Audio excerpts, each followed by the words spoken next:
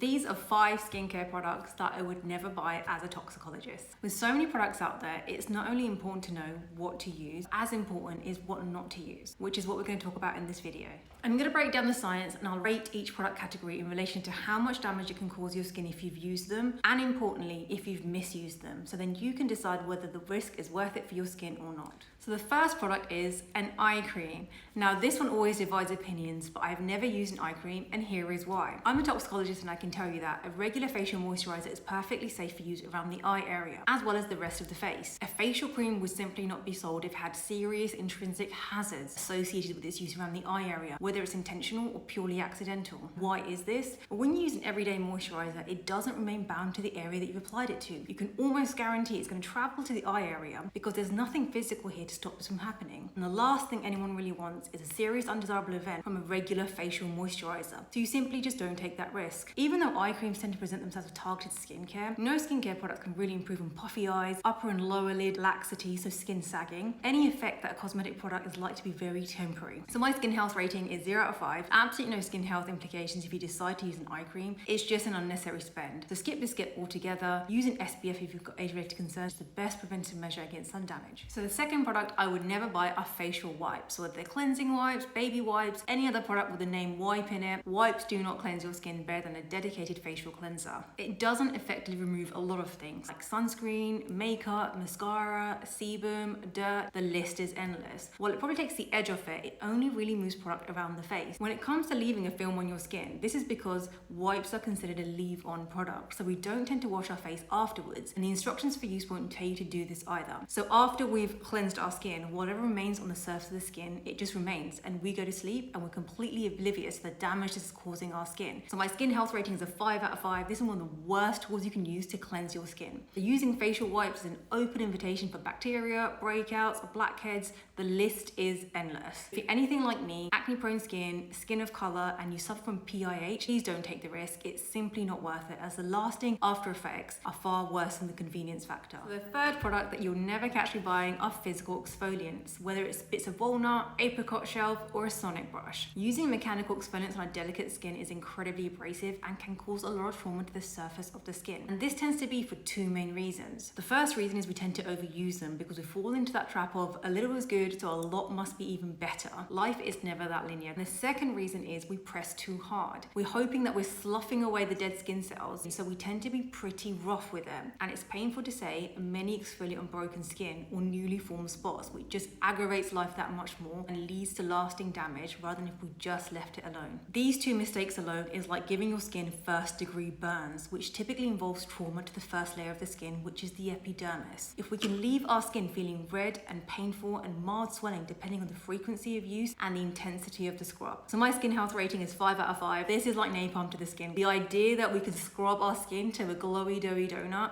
is purely psychological. It can lead to redness, inflammation, and worst case hyperpigmentation, especially if you're like me and you have skin of color. It's simply not worth the risk. As we age, our skin turnover rate decreases, which means that the dead skin cells accumulate on the surface of the skin and they remain there for longer. So your skin can look pretty dull, lackluster, and that's when we tend to reach out for these products. Chemical exfoliants, on the other hand, are the way to go. So your alpha and beta hydroxy acids. But knowing your mandelics from your glycolics can be pretty overwhelming, especially knowing what's compatible with acne-prone skin and skin of color. So if you want me to create a video on that, drop me a comment below. Fourth product that you will never catch me buying are Pore Strips, the ultimate blackhead vanisher that feeds our ASMR needs probably more than our nose needs. So similar to physical exfoliants that we spoke about earlier, it's the physical act of removing the blackheads that gives us that satisfaction, and we physically remove these horrible looking open comedones and they are banished for life. What happens here is once the strip is dry, it glues itself to your skin and you tug at it, oftentimes with significant force, to remove it. It just grabs whatever it can find and it pulls it out. But it's an incredibly traumatic way to remove blackheads, and it tends to leave our skin pretty grumpy, dry, red, and irritated. So my skin health rating for this is 3 out of 5. While Pore Strips can be effective at removing build-up in the pores, it's a really harsh way to remove blackheads, and the effects aren't long-lasting, and the strips can cause more harm than good to the skin. I'm going to add a bit of physics here, but our friend Newton talked about his third law, which is the law of action and reaction. And this law basically states that when 2 bodies interact, they apply forces to one another that are equal in magnitude but opposite in direction. Where this revolutionized science, this can also revolutionize how we look at skincare. If we think about it like a rule of thumb,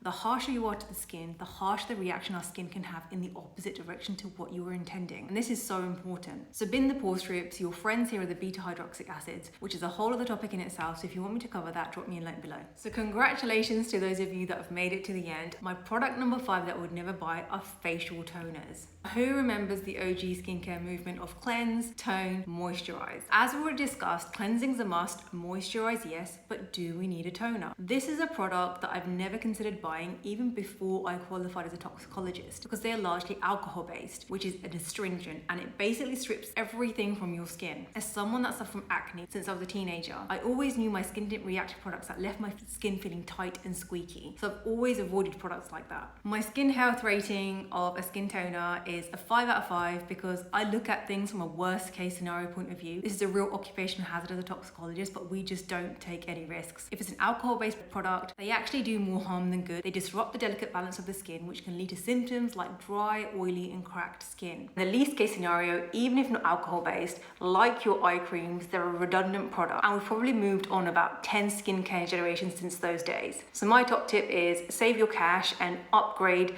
your water-based cleanser instead. Some of the things that we've covered today might sound super basic, but it's the basic stuff that really forms the foundation of all things good. The key to a happier, healthier skin is for you to make informed decisions about what you buy. And a part of that is knowing what can go wrong with skincare, looking at the benefits and if they outweigh any negatives associated with any kind of a product. Now, the Dunning-Kruger Effect is incredibly prevalent in the skincare beauty world, where the majority of those incredibly passionate about skincare lack the academic expertise in this area. But what tends to happen is this cohort of people that aren't formally trained tend to overestimate their own competence, and they give out advice on treating dermatological conditions and talking about toxic skincare and toxic ingredients, and you know how the rest goes. Skincare is science in a bottle, and we are not all scientists, just like we're not a car mechanic or a chef, for example. If something happens to my car, I'm less likely to trust the guy downstairs who might be a complete car enthusiast, drives a supercar, and I'm more likely to trust my local garage on what the diagnosis is and importantly how to fix it. Now, skincare is no different. If we put our trust in those that aren't qualified, we're likely to go wrong with our skincare. And the worst part for me is the effects can be long lasting. But all we want to do is just have makeup-free skin confidence. But you guys all get full marks as you're already looking to increase your knowledge about the science behind skincare by watching videos like this. And you're putting your trust in the people that do this job day in and day out, which is a great first step to taking back control in the right direction. In time, what you'll find is you'll reduce that feeling of conflict about what good skincare can look like for your skin, and you'll start to enjoy the process because you'll be able to make informed decisions about products and of course seeing the results on your skin, which is ultimately what it's all about. So thank you so much for watching, and I'll see you in the next video. Bye bye.